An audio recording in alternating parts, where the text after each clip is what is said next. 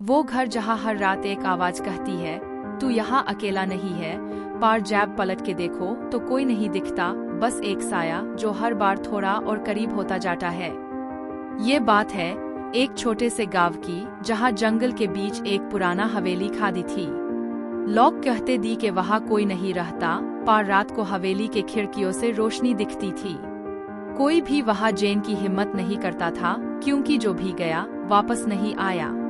राहुल, एक सिटी का लड़का, अपने दोस्तों के साथ बेट लगा के इस हवेली में एक रात गुजरने का फैसला करता है। अरे ये सब अफवाह है, उसने हेस्ट ह्यू कहा। उसके दोस्त समीर और प्रिया उसके साथ जाने को राजी हो गए, लेकिन दिल में एक अनजान सी घबराहट थी। रात के 11 बजे तीनों हवेली के बेड से दरवाजे के सामने खड़े थे। दरवाजा खुद हाय खुल गया, जैसे किसी ने उनका स्वागत किया हो। अंदर का मंजर देख के उनकी सांसें रुक गई। पुरानी पेंटिंग्स, टूटी स्याही और एक अजीब सी ठंडी हवा जो उनके कानों में सिसकी सी बजाती थी। चलो एक कमरा ढूंढते हैं जहाँ रात गुजर सेक, राहुल ने कहा अपनी टॉर्च जलते हुए।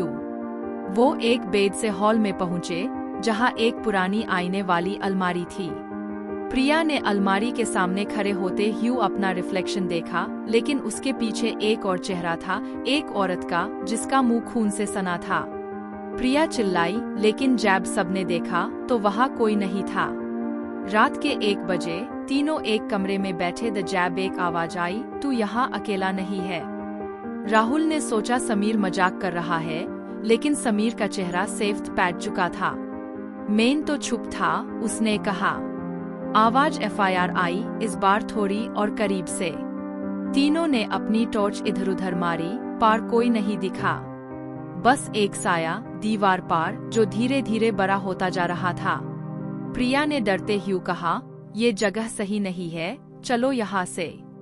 पार जैब वो दरवाजे की तरफ भागे तो दरवाजा बैंड था। राहुल ने जोर लगाया, पार वो हिला नहीं।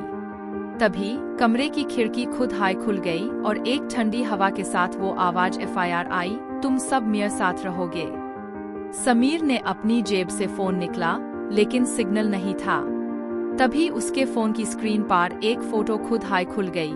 3 लॉग-ऑन की फोटो जो बिल्कुल उन तीनों जैसी दिखती थी, लेकिन उनके चेहरे पे खून था और आंखें खाली। प्रिया रोने लगी, ये हम हैं, ये हम हैं। रात के 3 बजे हवेली के अंदर एक अजीब सी खामोशी छा गई। राहुल ने देखा कि समीर और प्रिया अब छुप बिल्कुल स्टैचू जैसे। जैब उसने उन्हें छुआ तो उनकी आंखें खाली थी, जैसे उनकी रूह चली गई हो। राहुल चिल्लाया, पर उसकी आवाज उसी कमरे में गूंजती रही। तभी उसने अपना रिफ्लेक्शन आईने में देखा, उसके पीछे वही साया था जो अब उसके कंधे पर हाथ रख रहा था। सुबह जैब गांव वालों ने हवेली का दरवाजा खोला तो वहाँ कोई नहीं था। बस 3 टॉर्च और एक फोन पड़ा था, जिसमें एक फोटो थी 3 लॉग-ऑन की, जिनके चेहरे खून से सेंधा। लोग कहते हैं कि अब रात को हवेली से 3 आवाजें आती है, तू यहाँ अकेला नहीं है। एंडिंग ट्विस्ट, क्या वो साया अब भी वहाँ है, या वो अब नए शिकरों के लिए गांव के बिचके से निकल चुका है। अगली बार जैब तू किसी पुरानी जगह पे जाए तो अपने पीछे देखना मत भूलना, क्योंकि शायद वो साया तेरा हाय इंतजार कर रहा है।